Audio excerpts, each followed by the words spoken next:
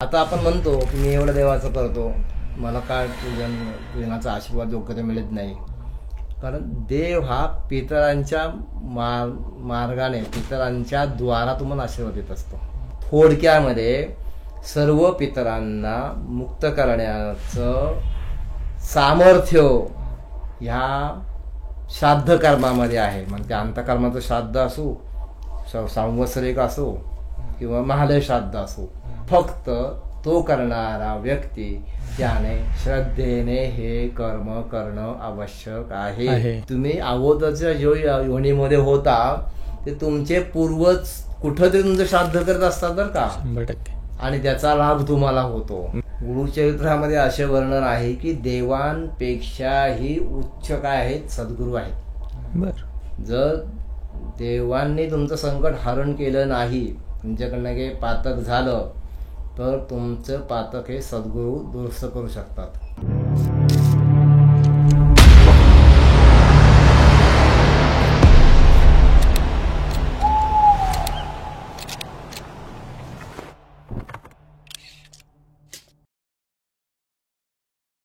तर गुरुजी, जर आपण आता सगळ्यांचं बघितलं तर जर ब्रह्मचारी एखादा मनुष्य असेल तर तो जर गेला तर त्याचं कसं असेल, म्हणजे पुढे ब्रह्मचारी जर त्याचं निधन झालं तर त्याचा निधन दहन करण्याच्या अगोदर अर्कविवाह करायला सांगितलं आहे.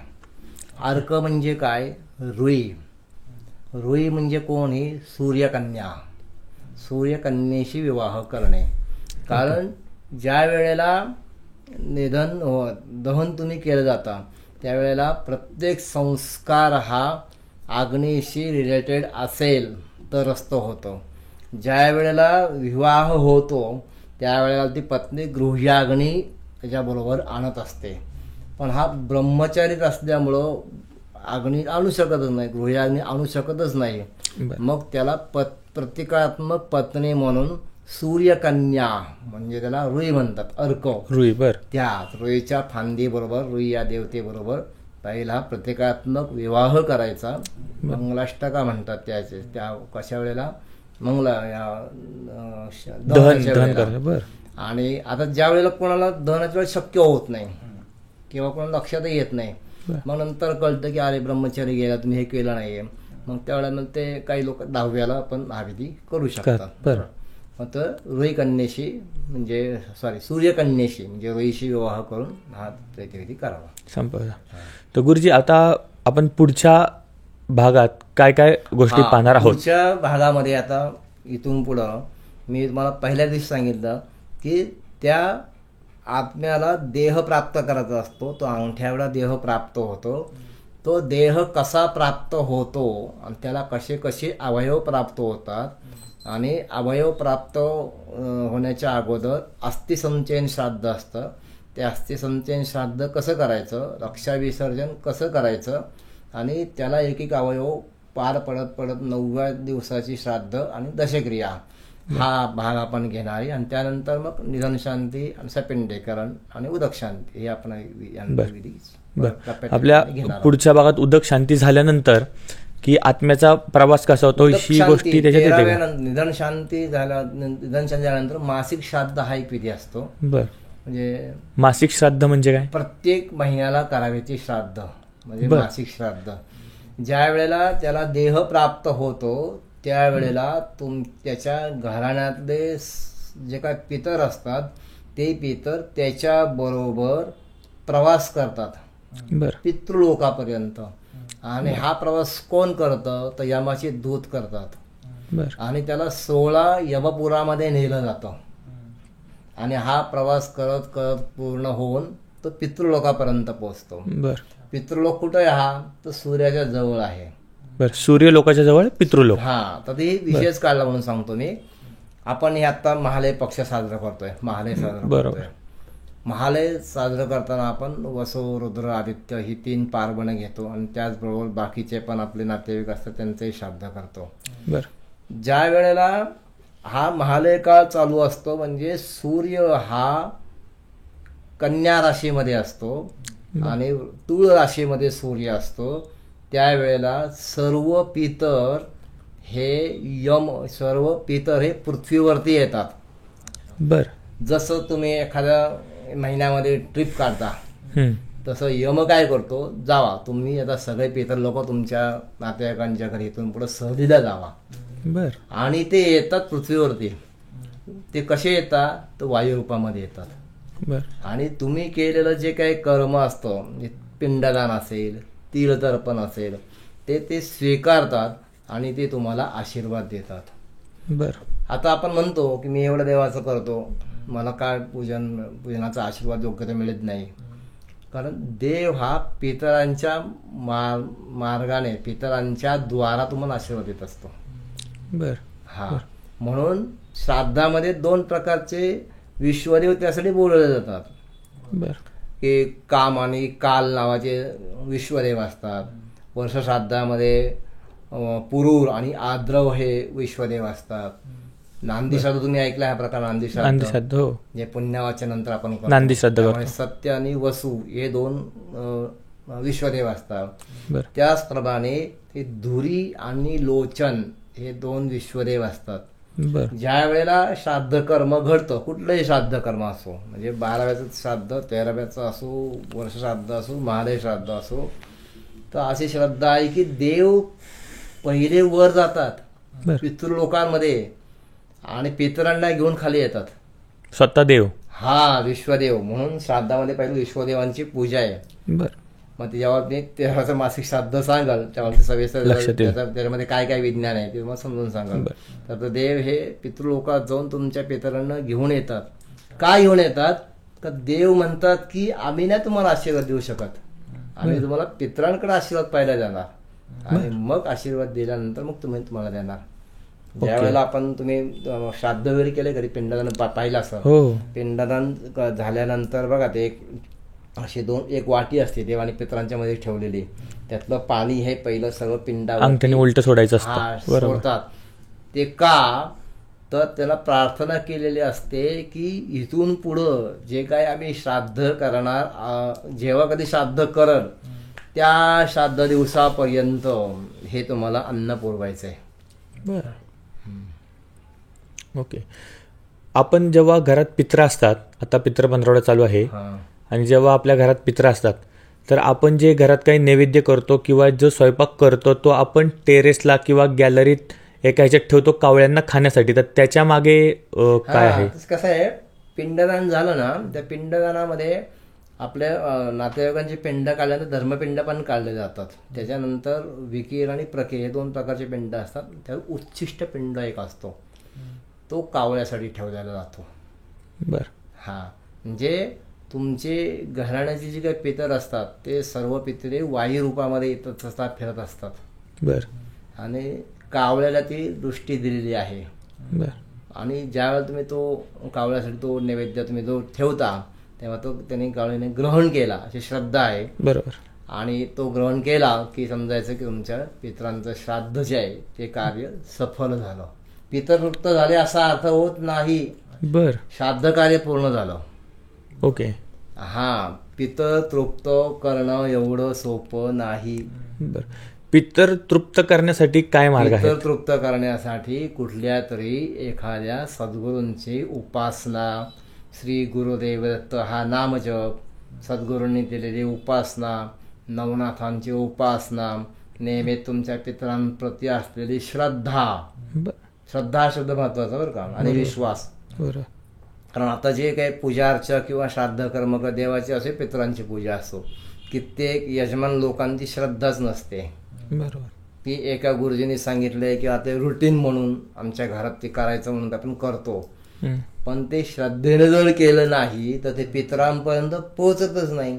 पितरांपर्यंत जर पोहोचलं नाही तर पितर तुम्हाला आशीर्वाद कसे देणार आणि का देणार? बरोबर. म्हणून श्रद्धेने करावयाचं पूजन, श्रद्धेने करावयाचं पितरांचं पूजन म्हणजे काय? श्राद्ध. आपल्याला संकेत काय मिळतात जेव्हा आपले पितर तृप्त होतात? हा, खूप चांगला प्रश्न बरं का यामध्ये. ज्या वेळेला पितर तृप्त नसतात त्यावेळेला तर घरामध्ये खूप विरोधी वातावरण दिसणार बरं का. म्हणजे त्याला आपण पितृदोष म्हणतो काही ठिकाणी. पितृदोष. बरं. काय काय तर त्याचे चिन्ह तुम्हाला सांगतो. की काही कारण नसतं आणि घरातले नवरा बायको अचानक भांडायला लागतात. काही कारण नसतं. काही कारण नसतं मुलगा आणि बापाचे अचानक भांडणं सुरू होतात, मुलीचे त्याचे भांडणं सुरू होतात. आणि अशी भांडणं की जेवताना सुरू होतात. कारण पितरांना तुम्ही जे देता त्यांचं प्रधान काय अन्न आहे, बरोबर. अन्नातून तुम्ही देतात. मग त्यावेळेला पितृदोष असतो. घरामध्ये उपवर मुलगा मुलगी जर असेल आणि त्याचा अनेक प्रयत्न करून विवाहच होत नसेल तर समजावं त्या ठिकाणी काय आहे, पितृदोष आहे. बरोबर. घरातली मुलं जी आहेत, मुलं जगतच नसतील. नंतर अजून एक तुम्हाला सांगतो पितृदोष असण्याचा एक कथा तुम्हाला थोडक्यात सांगतो. कथा अशी आहे की एका ठिकाणी एका घराण्यामध्ये इतका पितृदोष होता, वंशदोष होता की ठराविक मुलगा, त्यांच्या घरातला मुलगा जन्माला आला की 4 मुलापैकी किंवा 3 मुलापैकी 2 मुलापैकी एक मुलगा त्या तिथीला तो त्या वर्षात घेऊन जायचा. ब्रह्म शाप त्याला होता, ब्राह्मणाचा शाप होता, ब्रह्मराक्षस. बर. हा. कारण तो खूप अतृप्त आत्मा होता. असं अनेक वर्ष व्हायचे आणि त्या लोकांना पण ती सवय झाली होती. म्हणून ते 3 मुलापैकी एक मुलगा आपला जाणार हे गृहीतच धरून होते. बापरे. पण एका वेळेस अशी घटना घडली की त्या गावामध्ये एक सत्पुरुष आले, ज्यांनी सद्गुरूंची चांगली, दत्त महाराजांची, नवनाथ महाराजांची चांगली उपासना केलेली आहे. आणि तो रात्री त्या ठिकाणी तो झोपला. त्या ठिकाणी गुरूंनी त्याला काही दिलं होतं, ते वस्तू घेऊन तो त्या ठिकाणी झोपला. ठरलेल्या वेळेला तो ब्रह्मराक्षस आला आणि त्या घरातल्या लोकांना त्या मुलाला न्यायला आला. तर ते लोक त्या पिशाच्याची पाया पडायला लागले, आता हा तरी नेऊ नको वगैरे. त्यावेळेला ब्रह्मराक्षस सुद्धा ज्ञानी असतात बरं का, पिशाच सुद्धा ज्ञानी असतात. ते पिशाच्याला कळलं की हिथं काहीतरी अशी शक्ती आहे की ह्या शक्तीमुळे आपण मुक्त होऊ शकतो, पिशाच्या योनीतून, पितृदोषातून मुक्त होऊ शकतो बरं का. मग त्यावेळेला त्याला कळलं की हा जो सद्गृहस्थ आहे, या सद्गृहस्थावर अशी वस्तू आहे, त्या वस्तूला मी स्पर्श केला की मला मुक्ती मिळेल. मग त्याने काय सांगितलं त्या माणसाला, बरं ठीक आहे, तुझ्या मुलाने की हात लावत नाही, तू काय कर, तो माणूस जो झोपलेला आहे त्या माणसाच्या जवळची जी पिशवी आहे ती पिशवी फक्त मला आणून दे. आता तो जो माणूस होता तो खूप सज्जन होता, आतिथ्याचं स्वागत करणारा होता. तो मला, माझ्याकडे हा पाहुणा माणूस आलेला आहे, त्याचं मी हे घेऊन तुला देऊ कसं, मी हे शक्य नाही म्हणला. नाही तो आढळून बसला. तरी सुद्धा त्यांनी काय केलं, पटकन त्या पिशाच्याने त्याच्याकडे जे साहित्य होतं त्या गुरूंनी दिलेलं त्याला स्पर्श केला आणि त्या पिशवीला स्पर्श करता तो त्या क्षणी मुक्त झाला तो. बापरे.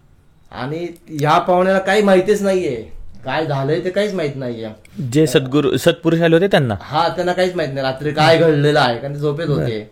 दुसऱ्या दिवशी जेव्हा सकाळी उठले सगळी लोक, तेव्हा घरातली लोक सगळी त्याच्या पाया पडायला लागले. अरे बाबा, मी एवढं सामान्य माणूस आहे, माझ्याकडे हे लोक पाया पडतात. मग नाही, तुमच्यामध्ये काय ताकद आहे मला माहित नाही, काय तुम्हाला कळणार नाही, तुम्ही इथंच राहा.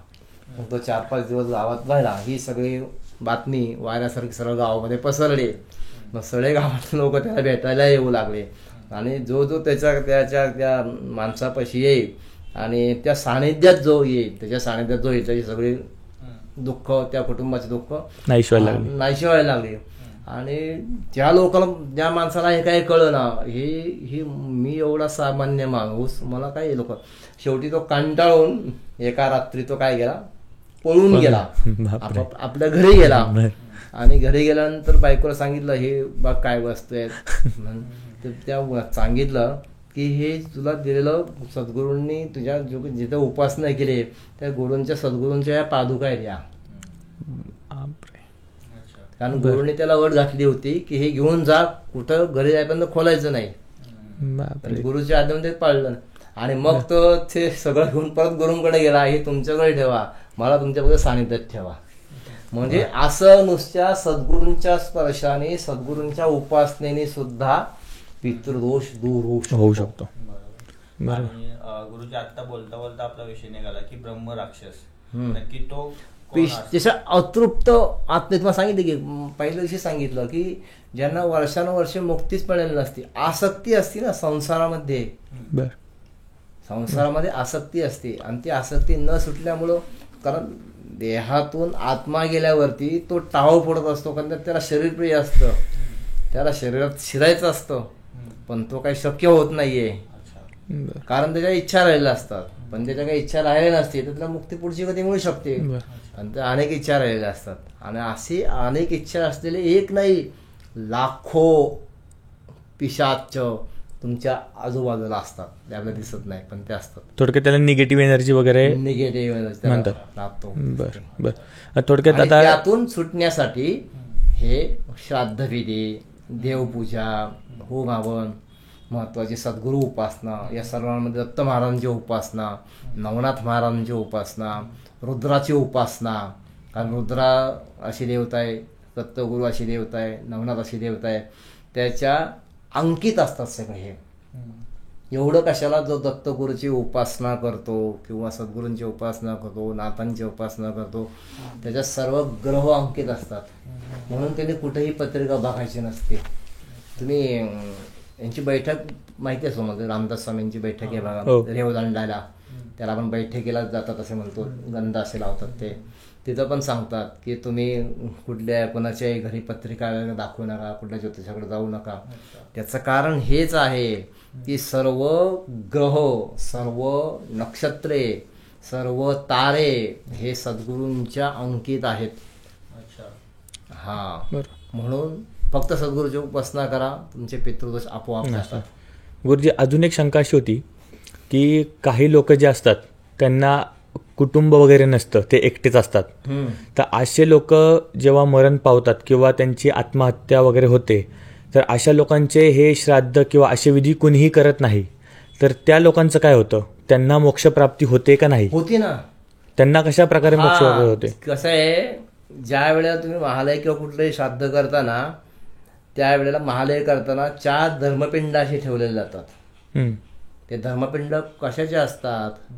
ते तुमच्या आईच्या वंशातले, वडिलांच्या वंशातले, ज्याला कोणी वारस नाही, जे कोणी नोकर चाकर असतील, तुम्ही ठेवलेले नोकर, तुम्ही कुणाची तरी नोकर झालेली असतील, तुम्ही पाळलेले प्राणी असतील, तुम्ही पाळलेले पक्षी असतील, तुमच्याकडे ज्या वनस्पती असतात, म्हणजे झाडे वगैरे लावले असतील, पण पितर असतात बरं का, ते पण त्यांचा पण पित्रामध्ये समावेश आहे बरं का, कुणाचा प्राण्यांचा वगैरे पण, त्यांच्यासाठी हे पिंड दिले जातात.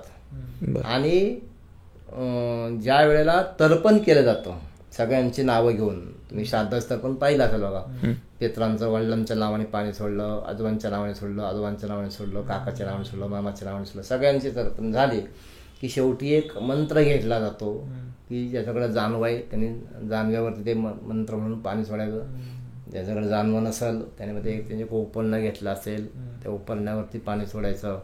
त्या मंत्रांचा अर्थ असा आहे की माझ्या गोत्रामधील, आईच्या किंवा वडिलांच्या गोत्रामधील ज्या ज्या कुणाला श्राद्ध करणं शक्य झालं नसेल त्यांना हे तर्पणाचं पाणी मिळू दे. आणि ते मिळतं आणि बाहेर पण उपस्थित असतात ते. किंवा मग काल सांगितलं की सर्व पितर वातावरणामध्ये असतात, वायू रूपाने. ज्या वेळेला त्यांना कळतो की आपल्या नातेवाईकांचं श्राद्ध चालू आहे ते तिथे उपस्थित होतात. त्यांना वेगळी जागा करून ठेवलेली असते त्यासाठी की श्राद्ध कर्म बघितलं असेल तर ज्यावेळेला आपण देवांना, पितरांना म्हणजे आवाहन केल्यानंतर ते गुरुजी सांगतात तुम्ही आता उठा, डाव्या हातामध्ये तीळ धरा, दर्भ धरा आणि डाव्या हातामध्ये उलटी प्रदक्षिणा घरात तीळ टाका. तर त्या मंत्राचा अर्थ असाच आहे की मग मी आई वडिलांना बोलवलं आहे पण त्यांच्या बरोबर बाकीचे पण येतात बरं का. तुम्ही फक्त वडिलांचं श्राद्ध करता असं समजू नका, वडील आजोबा पंजोबा तिघच आलेत असं नाही, बाकीचे पण पितर तिथं येत असतात. पण ते कुठे आहेत मला माहित नाहीये, जिथं कुठं असेल तिकडे मी तीळ त्यांचं आवाहन करतो आणि त्यांनी या स्थानी श्राद्धासाठी यावे. मग त्यांना आवाहन करून त्यांना तिथे जागा दिली जाते 2 देव आणि पितर स्थानांच्या मध्ये. नंतर बघणार आहे आपण, त्यावर सविस्तर सांगेल.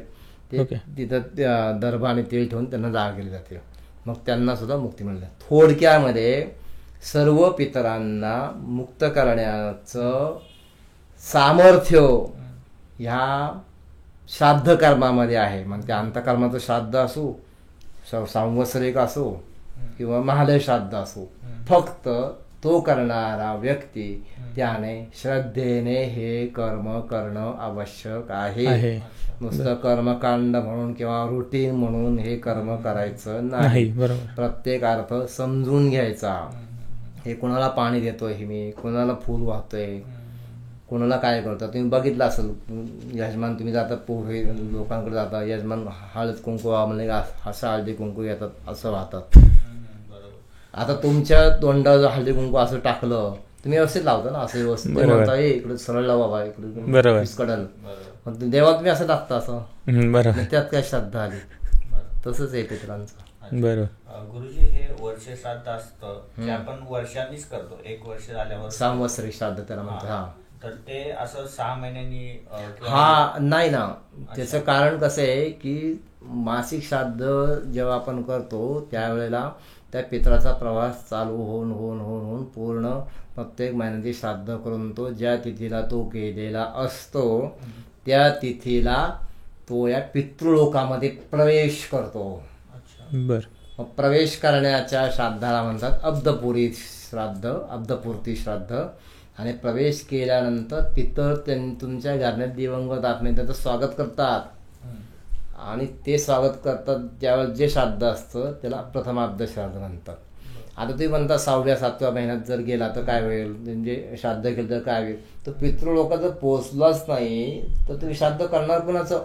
असं असतं का की इथलं 1 वर्ष तो तिकडचा 1 दिवस असतो, पूर्ण वर्ष. हा, तिथीने बनतो मी. तिथीने आपलं 365 दिवसाचं वर्ष आहे. पण ह्या पंचांग शास्त्रामध्ये हिंदू धर्माच्या श्रद्धेनुसार 360 दिवस असतात, कारण पूर्ण पृथ्वी ही 360 अंशाची आहे. 360 अंशाचं पूर्ण चक्र सर्कल जेव्हा पूर्ण होईल त्या तिथीला येईल त्यावेळेला ते श्राद्ध होतं. मग त्याकडे 10-12 दिवस अलीकडे येतं. ज्यावेळेस अधिक महिना असतो त्या 17-18 दिवस पुढे जातं. अधिक महिना नसतो त्यावेळेस 10-12 दिवस अलीकडे येतं. त्यामुळे त्या तिथीलाच करायचं असं आधी महिन्यात. लोक म्हणतात 11.5 महिने करा, 11 महिने करा, तसं चालत नाही. रॉंग आहे. गुरुजी, थोडक्यात आता तुम्ही मगाशी बोलता बोललात की जेव्हा आपण हे श्राद्ध किंवा आपण हे जे विधी करतो तर ते तुम्ही बोललात की आपले नोकर चाकर किंवा आपल्या मागच्या पिढ्यांचे गोत्रातले मागच्या आणि पुढच्या गोत्रातले. तर त्याच्यामध्ये तुम्ही प्राण्यांचा पण उल्लेख केला की आपल्या घरातले प्राणी वगैरे अशा गोष्टी आहेत. तर भरपूर लोकांचं असा ऐकिवात आहे किंवा भरपूर लोक अशी बोलतात की बाबा जसे अतृप्त माणसं मेली की ज्यांच्या इच्छा पूर्ण झालेल्या त्यांचे तसे आत्मे बनतात, तसे प्राण्यांचे आत्मे कधी पाहिलेले दिसत नाहीत का, असे असतात का नसतात. त्या योनीमध्ये प्रवेश कुठल्या योनीतून तुम्ही गेलेला आहे म्हणतो ना आपण, 84 लक्ष योनीमधून माणसाचा प्रवास होतो, तर तो कुठल्या योनीमध्ये गेलेला नाहीये. आता समजा उदाहरण म्हणून तुम्हाला सांगतो की एखाद्याचा वडील त्याला घोड्याचा जन्म प्राप्त झाला, घोड्याचा जन्म प्राप्त झाला, पण त्यांनी जर श्राद्ध केलं तर तो या योनीमध्ये चांगलं श्रद्धेने जर श्राद्ध केलं तर तो घोडा जरी असला तर तो घोडा रेसचा घोडा होईल, रथाचा घोडा होईल, ज्ञानेश्वर माऊलींच्या रथाचा घोडा होईल. श्राद्ध केलं नाही तर तो घोडा टांग्याचा घोडा होईल. कुत्र्याच्या योनीत गेला, तुम्ही श्राद्ध केलं तर तो कुत्रा चांगला 5 स्टार हॉटेलमध्ये जाईल, 5 स्टार घरामध्ये राहील. आणि नाही तुम्ही श्राद्ध नाही केलं तो कुत्रा रस्त्यावर भटक्या कुत्र्यासारखं वावरेल. असे तो ज्या योनीमध्ये गेलेला आहे ना त्या योनीमध्ये त्याला ते श्राद्ध मिळतं. तुम्ही जे काही आत्ता सुखा समाधानाने राहता, आम्ही राहतो, तुम्ही राहतो, तुमचे कुटुंब राहतात, याचं कारण तुम्ही अगोदरच्या जो योनीमध्ये होता ते तुमचे पूर्वज कुठंतरी तुमचं श्राद्ध करत असतात बरं का, 100%. आणि त्याचा लाभ तुम्हाला होतो. बरोबर. म्हणून म्हणतात की वडिलांनी जर श्राद्ध केलं तर मुलाला कळल. वडिलांनी जर केलं नाही काही कर्म, अरे माझा बापच काय कर्म, पण मी तर कशाला करू, बरोबर, असं म्हणून ती क्रिया स्लोप होऊन जाईल. बरोबर. मग त्यामुळे हळूहळू पित्राचे दोष, कारण जोपर्यंत तुम्ही पित्रांचे आशीर्वादाची बॅटरी जशी तुम्ही चार्ज आहे, जितकी वर्ष चार्ज आहे तोपर्यंत तुम्हाला आशीर्वाद मिळत राहतात. एकदा ती डिस्चार्ज झाली की मग पुन्हा संकटांची मालिका सुरू होते, त्याला म्हणतो आपण पितृदोष म्हणतो. बरं. म्हणजे हे वर्ष श्राद्ध हे करणं किती महत्वाचं आहे ते यातून दिसून येतं. बरं. आता थोडक्यात तुम्ही मगाशी सांगितलं की जेव्हा आत्म्याचा जेव्हा प्रवेश चालू होतो तो पितृलोकापर्यंत असतो, जे की सूर्य लोकाच्या शेजारी पितृलोक आहे. तो म्हणून ते हा का करत असतो की दक्षिणायन जेव्हा असतं चालू, आता दक्षिणायन चालू आहे, दक्षिणायनामध्येच हा शेषाद्ध का करतो, तर दक्षिणायनामध्ये पृथ्वी ही सूर्याच्या जवळ असते. बरोबर. दक्षिणायनामध्ये पृथ्वी सूर्य पितृलोकाच्या अगदी जवळ असते आणि त्यामुळं तुम्ही आवाहन केलेले पितर हे लवकर येऊ शकतात. आणि ते कोणाच्या माध्यमातून मिळतात, या सगळ्याचा जो मालक आहे तो म्हणजे आदित्य सूर्यदेव, सूर्यनारायण. जेव्हा तुम्ही श्राद्ध करता तेव्हा 3 पितृगण बोलवता, वसु, रुद्र, आदित्य. वसु किती आहेत? 8 वसु आहेत, 8 वसु आहेत. रुद्र 11 आहेत आणि 12 आदित्य आहेत. तर जे तुम्हाला वडिलांना द्यायचं आहे पाणी, ते वसुदेवता वडिलांना देणार, रुद्रदेवता तुमच्या आजोबांना देणार आणि आदित्य देवता म्हणजे कोण? सूर्य तुमच्या पंजोबांना देणार. बरं. कारण तुम्हाला 3च पिढ्यांचा उल्लेख माहिती असतो. बरोबर. आवश्यक आहे. बाकीच्या खापर पंजोबा त्याच्या वडील काही आवश्यकच नाही. 3 पिढ्यांचा आपला संबंध आहे. ही 3 पिढ्यांची सुद्धा दुर्दैवानं लोकांना नावं माहिती नाहीत. बरोबर. तुम्ही जर गेला तुमच्या वडिलांचं नाव माहिती, आजोबांचं पंजोबाचं नाही माहिती म्हणतात सर, नाही माहिती.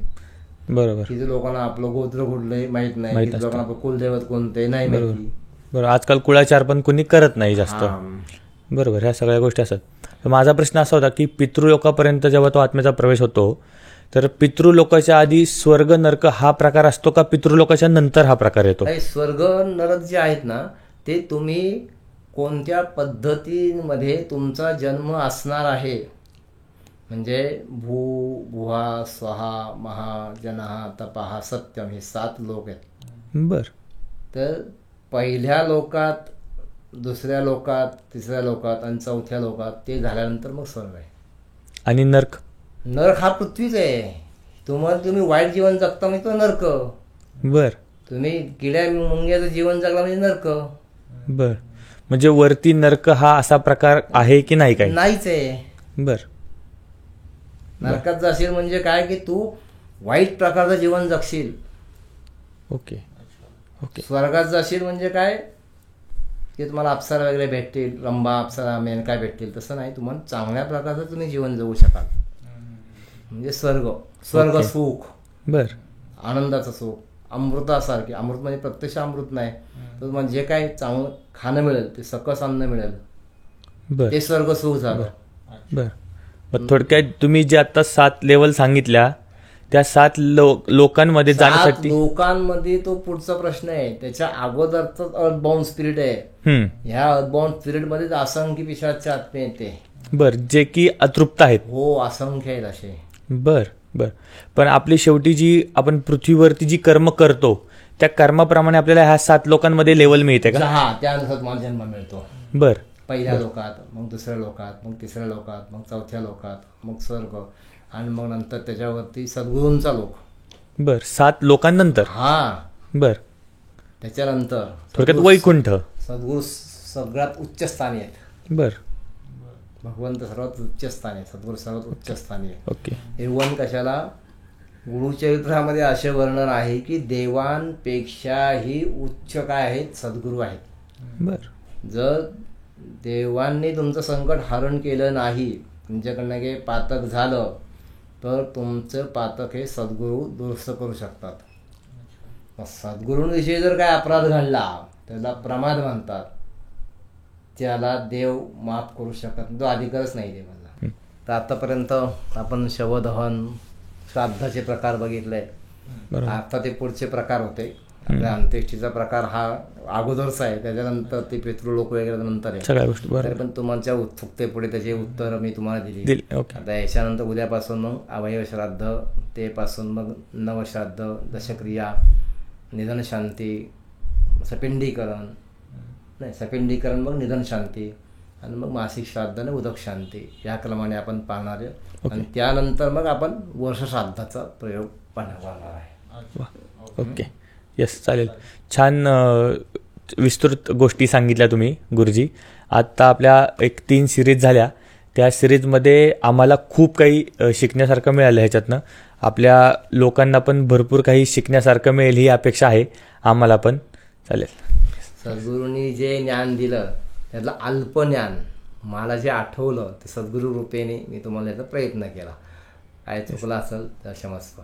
मी तुम्हाला काही समजून देण्यामध्ये काय कमी पडलं असं पुढे सुधारणा करूया आपण. Yes yes yes yes. Shivam करतो. वैकुंठनाथ भगवान की जय. येस.